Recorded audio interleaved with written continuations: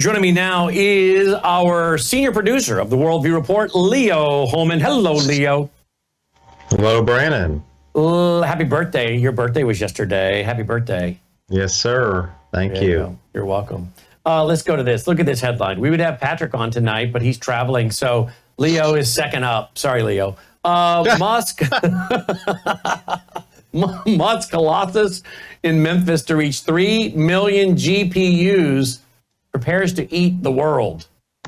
Yeah. Okay, so this is only a few miles from where I'm sitting right now, okay? It's the old Electrolux building. We've talked about it before. But now it's come out, Patrick Wood brought it to my attention this morning, that Elon has bought 100 acres next door. He's going to be adding on to this, okay? And boy, the numbers, the stats on this thing are pretty incredible. But first, I want to go to a trailer. Leo, are you aware there was a movie? I guess Musk named it Colossus, after the 1970 science fiction horror flick Colossus, The Forbidden Project. Now, until today, I was not aware of this 1970 movie. Were you? No. Me neither. I'd never heard of it. I'm not a big guy into sci-fi. Do you like sci-fi? No, I'm definitely. I'm a little bit more interested in it in the last few years. Sorry, that's on my end. Yeah. Just because of all of the projection that we've seen, psychological projection from these sci-fi movies. But historically, no. Up until a few years ago, I had absolutely zero interest in sci-fi. Yeah, same here. All right, so let's watch the movie trailer from the 1970 movie Colossus by the exact same name that Elon's naming his, and maybe we can get an idea why he's saying this. I think he's kind of, what's the word? He's punking us? I don't know. Maybe he is, maybe he isn't. I don't know. But here we go. Here's the trailer. This is the dawning of the age of Colossus. Ladies and gentlemen, I'm Dr. Charles Forbin. In a few moments, Colossus will address us directly. This is the voice of world control. I bring you peace.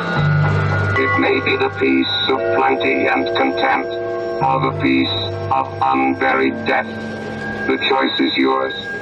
Obey me and live, or disobey and die. The frightening story of the day man built himself out of existence. Colossus, the Forbidden Project.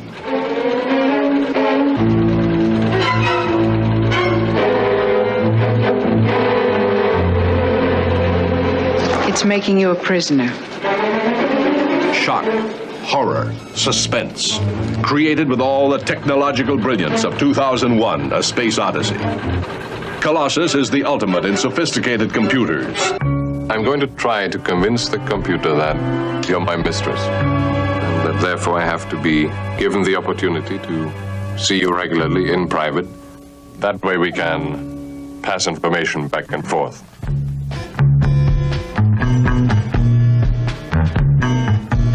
4 times a week.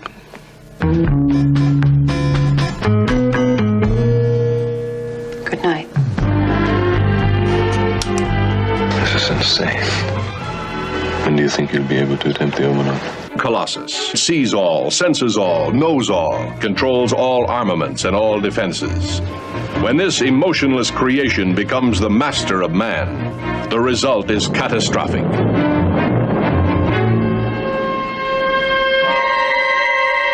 The Supreme Council of the USSR has ordered, as of 2300 hours Moscow time tomorrow, the activation of an electronic brain exactly like ours, which they call God. They built Colossus, supercomputer with a mind of its own. Then they had to fight it for the world.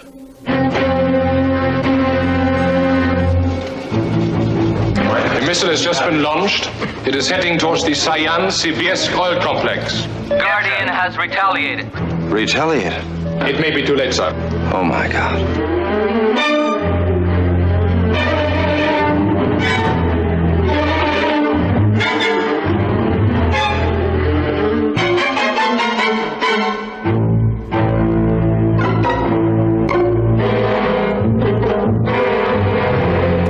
There you go.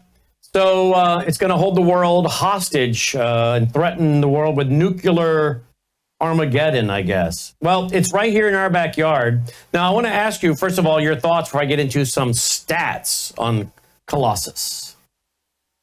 Yeah, I find it interesting that this movie was released 1970, made its debut in October 1970, the same year that Zbigniew Brzezinski released his book, Between Two Ages, America's Role in the Technocratic Era, which was all about how to transition into a technocratic form of government.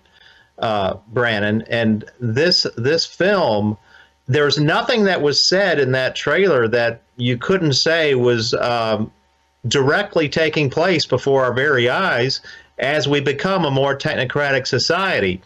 It talked about a supercomputer with a mind of its own. I mean, it talked about man building himself out of existence. Does that not sound like what we call artificial intelligence? Mm-hmm.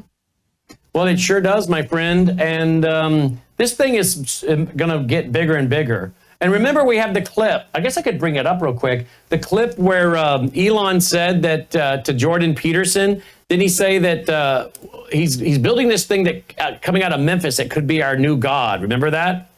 Yeah, absolutely. What do you make of that, by the way? Well, technocracy is a form of religion, if you think about it. It elevates man and specifically elites, the elite, the cream of the crop of man, to run society in place of politicians, elected politicians.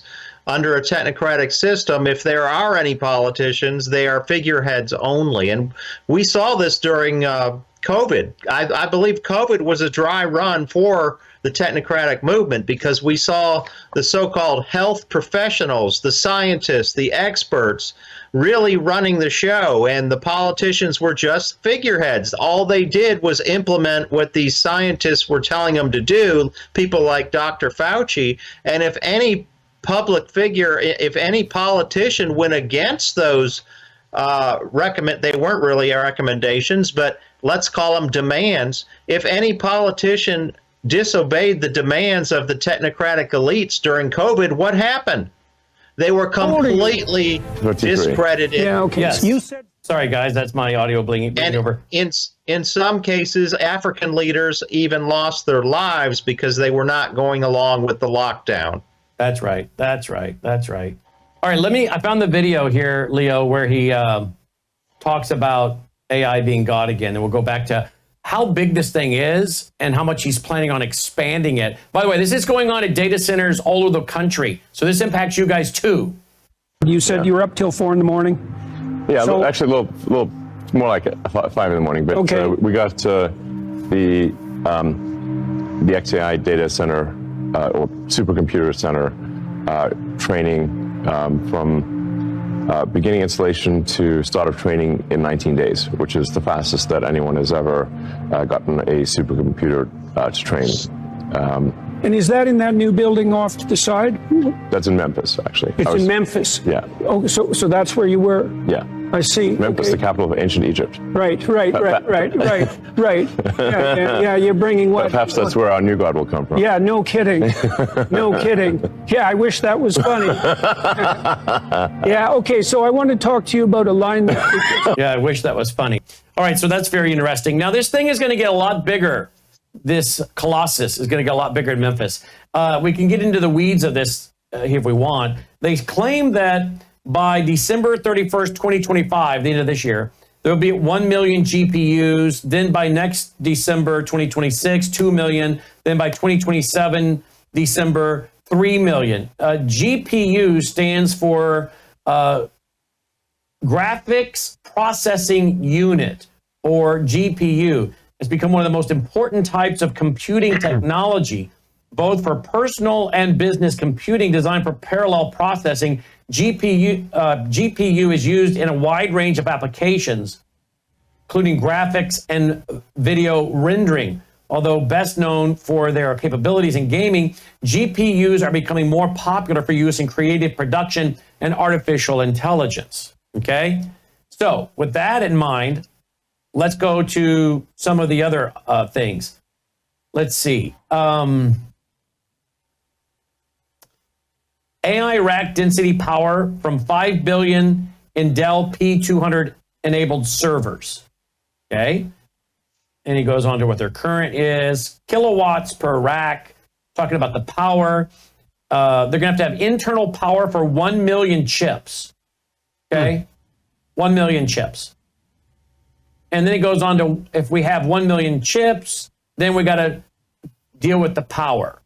Total GPU power, 925 MW. I don't know if that's megawatts, what that stands for. I'm not into all these numbers and all this garbage. But water cooling, look at this.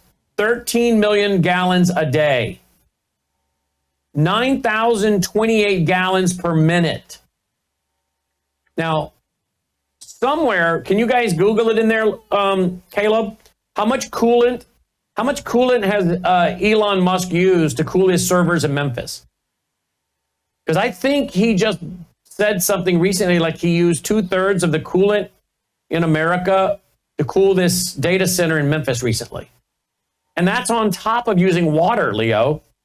9,028 gallons per minute. Yeah, 13 million gallons a day. Over a day. Yeah. Now that's why one reason why he's here. He's in Memphis. I think there's other reasons. Memphis, Egypt. Remember because he can draw the water right out of the river, right? Out of the Mississippi River. Yeah. He found a humongous building here in Memphis, the old Electrolux building, which was empty, I think, just sitting there. It's big. So he finds a big building, has 100 acres next door to it that he apparently can buy. It's got a big river, and the cost of living is cheap here in the Mid-South, relatively speaking, and housing is pretty reasonable here. And then you add FedEx is here, so he can get parts in and out really fast. We won't talk about it tonight, but remember he said Memphis, Egypt. Yes, he did. Maybe that's where our new God is going to come from. I'm doing a little studying, and you and I had a conversation today with Usama Dakdok. I'm doing a little study, and I'm curious to see how many of these people are involved in Freemasonry. And I think a little initial research shows us that his grandfather was a Mason, Elon Musk, right? Yeah, and if you look at the 1947 Operation Columbia, it was a movie, a short film made by Technocracy, Inc., which was the group that founded and initiated this whole technocracy movement. They made this film, a documentary really, in 1947 where they launched a motorcade from Los Angeles, California, all the way up to Vancouver, Canada, with stops on the way promoting technocracy. And interestingly, Brennan, one of the stops that they made that I found out about while I was researching it this afternoon was in Portland, Oregon. And while in Portland, Oregon, this group of technocrats from the original group of Technocracy, Inc., they stopped at the Masonic Temple in Portland and were treated to a, quote, inspiring address from the Grand Master there. So, yes, there's definite connections between technocracy and Freemasonry. And that's interesting because I guess we've done a little research, you and I and Usama, talking about and we found out today, I guess his grandfather was a Mason. Correct. And his grandfather was one of the original Canadian technocrats. And there seems to be a connection between Freemasonry and Egypt and the pyramids and all of this. So I know there seems to be concrete ideas for why the Mid-South, why Memphis. A big old gigantic building, 100 acres right next door that I could buy, which apparently he's now done. I got a river, the Mississippi I can pull water out of. I need 9,028 gallons a minute. And FedEx is here, so I get things in and out. But then one has to wonder, is there also maybe a spiritual connection? I mean, I don't want to be too dogmatic about it, but it just seems odd because he's the one that said, yeah, like Memphis, like Egypt, Memphis, Egypt, where our next God may come from. And we all know about the Egyptian gods, right? Yeah, he clearly volunteered that information in that interview, Brandon, and he tried to to laugh it off, but only after he first introduced it, which is a sign right there psychologically that it was important to him, the name Memphis. Mm-hmm. So with that being said, we'll go back to what else is going to happen. internal power for 1 million chips, okay? And then turbines. So he's going to have to be working with the Tennessee Valley Authority to crank up all this energy. Their possibility is 1.5 million to 2 million chips by 2027. Whew. Their goal is 1 million GPUs. And they go on from there, the amount of power they need, the power installation rate. I mean, this gets into the weeds, but the bottom line is this thing is going to require a lot of water, a lot of power, and there are people in Memphis that are nervous about it. I mean, you can go read some articles about it, talking about some of the folks in Memphis are a little nervous. Elon Musk's new data center raises energy and water concerns in Memphis. This is the Newsweek. Now, this is not the only place in the country. These are being built. These data centers are being built all over the country. Remember, Trump just had a guy in the White House, and he's going to put $100 billion into data centers, right? Larry Ellison, and you were telling me today about Zuckerberg is getting into the game. Zuckerberg is investing $60 billion in huge data center development in Louisiana. So the American people need to understand our power grid. I talked about that with David Pine today on radio. Is already, kind of iffy, and you add this to it. I don't know where they're going to come up with the power fast enough to do this. Do you? I don't. I mean, Operation Stargate, which is the Trump-aligned one with Larry Ellison and the founder of ChatGPT, Sam Altman, that project, backed by the White House, is talking about building its own power generation plants adjacent to the data centers. But you can't tell me that those plants aren't going to also draw from the existing power grid, Brandon. There's going to be a drain on the existing power grid one way or another. So, I would expect that electric power is going to become more valuable due to AI. And when things become more valuable, they become more scarce. And when they become more scarce, the prices go up, and they tend to go up dramatically. Mm-hmm. And of course, that's going to really hurt the poor. That's going to hurt the 100%. middle class and the poor. Yes. Look at what this Newsweek article says. With AI booming, tech companies racing to build larger data centers that can provide the computing power needed to train and operate generative AI systems, that rapid data center build out is also creating an energy crunch, with some electric utility companies projecting huge increases in demand, both energy and new transmission lines to create or to carry electricity to data centers. Musk, and it says, yeah. I was just going to say, and at the same time that this is going on with the building of all these huge, massive data centers needing more and more power, they're also trying to push the American public into electric cars, electric appliances, electric stoves, electric lawn equipment, everything electric. How in the world are we going to come up with enough capacity to power all this stuff, Brandon? We're not.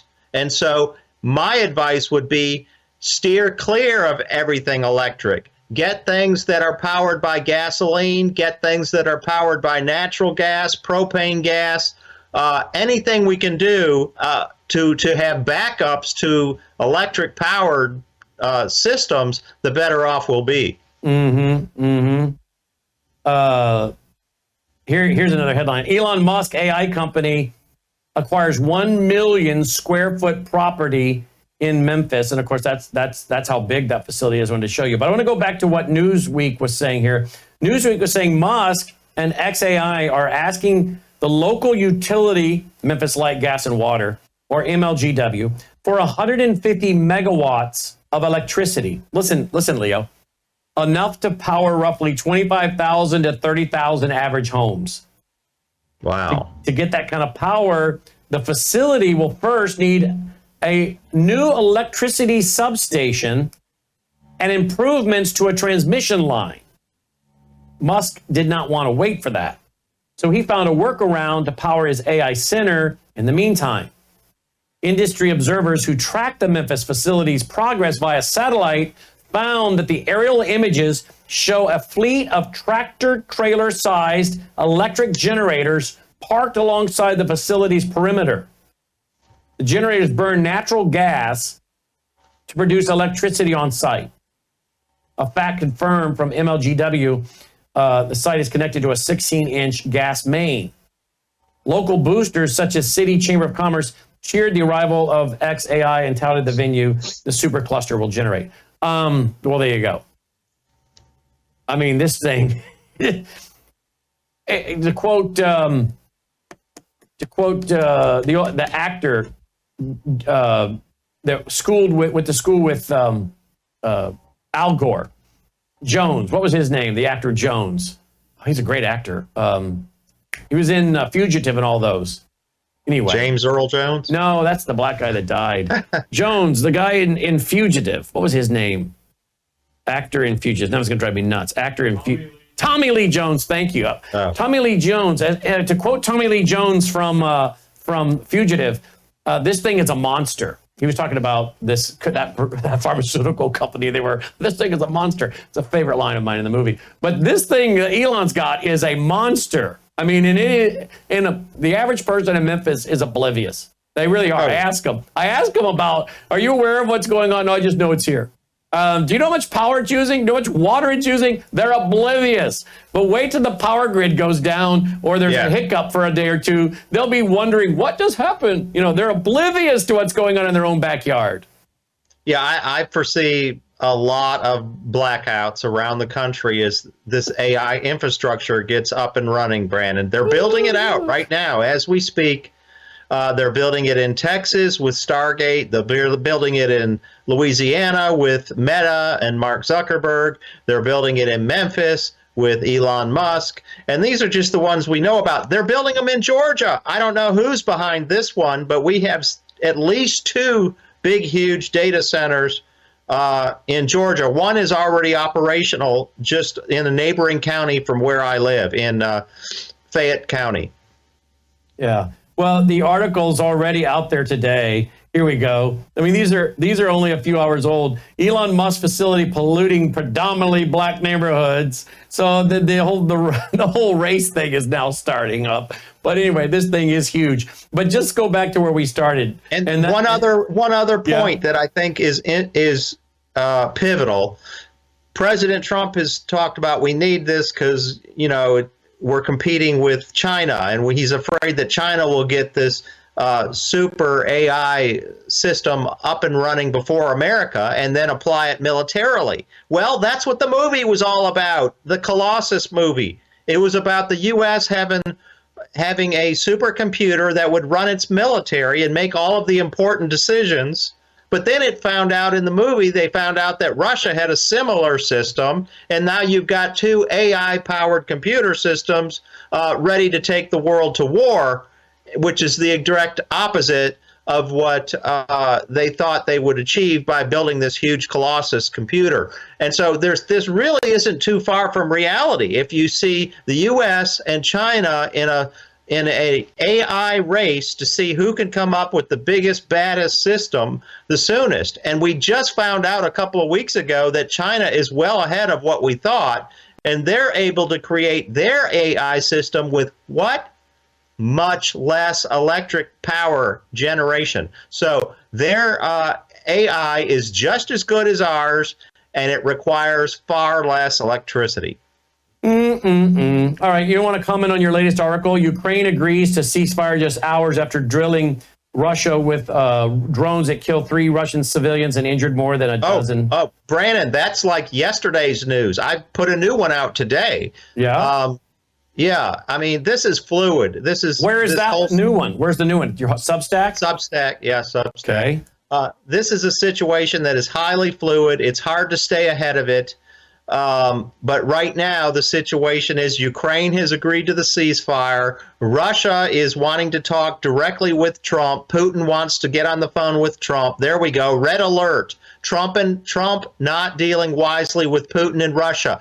He is not treating Putin as his equal. He thinks that he can bully Putin into a ceasefire the same way that he's bullied Zelensky from Ukraine. It's not going to work, Brandon. No. And where do you see all this ending? How do you see it ending? If you just had to guess. If I had to guess, we might achieve a short-term ceasefire, but I'm highly dubious that it will ever turn into a permanent peace between Ukraine and Russia, because until Ukraine and the West admits that Ukraine has been defeated. And does not seem like we're to that point yet, because President Trump, as you know, has restarted the military aid flowing to Ukraine after having paused it for a week or so. Now he's restarted the military aid, and he's trying to bully Putin into accepting this ceasefire. Well, Putin has no incentive to accept a permanent ceasefire at this point. He has Ukraine on the ropes. He has like 8,000 Ukrainians trapped with no way out on the front lines. And so he would be stupid at this point to call a ceasefire and give Ukraine an opportunity to refresh and reorganize its troops. So how do you think the globalists are going to be dealing with Donald Trump? I had on here last night JJ Carroll. He's very concerned that there's going to be more attempts on President Trump's life and other leaders, and that they're just not going to sit by and let this happen. They're going to do something. I don't know yet. I'm still waiting to see if Trump in the end doesn't just implement the same policy that Biden had going with Ukraine, which is endless funding of the Ukrainian war against Russia. He even said it. Accept the ceasefire now or the fighting continues. President Trump said that, I think, 2 days ago. And now he did restart the aid, as I said, the military aid to Ukraine. So I'm not so sure that in the end, maybe he's forced to adopt the same basic policy of Joe Biden, which is to disrespect Putin, to not deal with him as an equal, when militarily he is every bit the equal. Moscow is every bit the equal, even if you take Putin out of the equation, of the United States in terms of military power. They have 64 stealth submarines.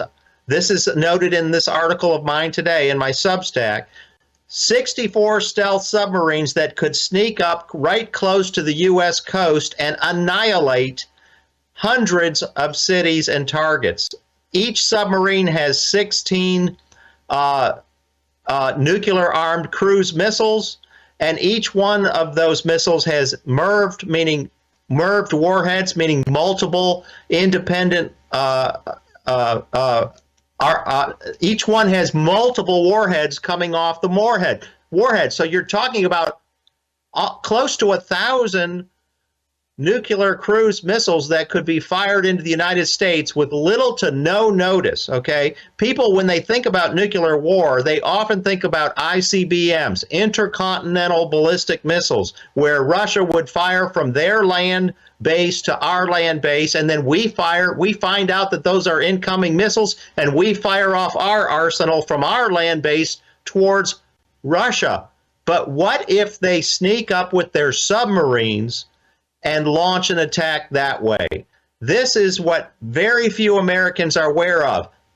Our government, under Biden and increasingly under Trump, although that is yet to play out, so I don't want to completely condemn what Trump is doing, but it looks like our government is playing with fire, Brannon, by not respecting that nuclear power of the Russians.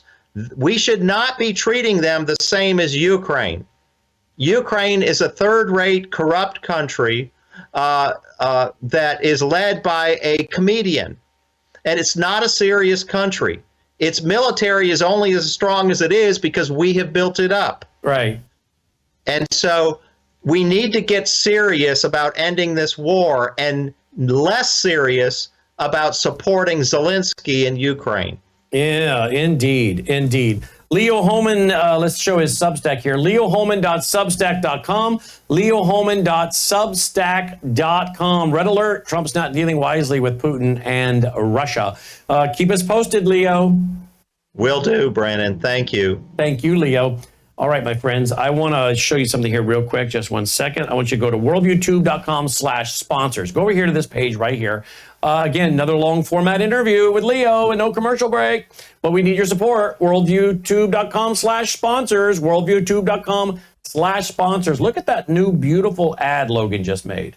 Click here to listen to WorldviewTube wherever you get your podcast. Spotify, iHeart, Audible, Spreaker. So there you go, brand new there. You can find out about a lot of our important sponsors and whatnot there. And I guess the one reason that one's listed as a sponsor is because if you go there and listen, there are advertisements dropped in there. I want to use this as a little teaching moment. Logan turned on one of my podcast audio, and it went to a commercial break, and there it was selling something. I don't know what it was selling. I heard it, but I can't remember now. I mean, it's like trucks, pickup trucks and Jeeps and stuff, you know? And it's all automated. And he says every day I can see, you know, what kind of income we're making from selling ads. And I think the first day, it was like, the first day was $20. $20. $20, you know? $20 is $20. But he said, Dad, as more and more people listen to this, you know, that could go to $200 a day or something. Like, what's the point? We have a business model we can use where we literally let companies come in and automate and go to a set commercial break block and let them roll in commercials for Jeeps and pickup trucks and everything else. I don't want to do that. I like my format. I like the long format interviews we're doing here. I'm just telling you, Logan is already using that kind of technology on the audio podcast side. Fine, no problem. But when I'm live, when I'm doing Brandon House Live and Worldview Report, I don't want to go to that. So how do we avoid it? You go to worldviewtube.com/sponsors and you use these sponsors from Bella Grace to worldviewwater.net to Swish for Life. Or you just go to worldviewfoundation.com and you make a contribution and you become a regular monthly contributor with $10 a month, $20 a month, whatever it is. I like the format we have. Don't you? I don't want to go to those kind of things. I want to keep it the way we have it. So I need you to go to worldviewtube.com/sponsors. I need you to find any of the products there that you think you would like to use and try them. Because once you do, you're going to get hooked. And then I want you to go to worldviewtube.com/sponsors, and I want you to click on the banner that brings you to the Worldview Foundation and make a contribution. Sign up as a regular monthly contributor. This is how we keep the long format interviews going, okay? Worldviewfoundation.com, worldviewfoundation.com.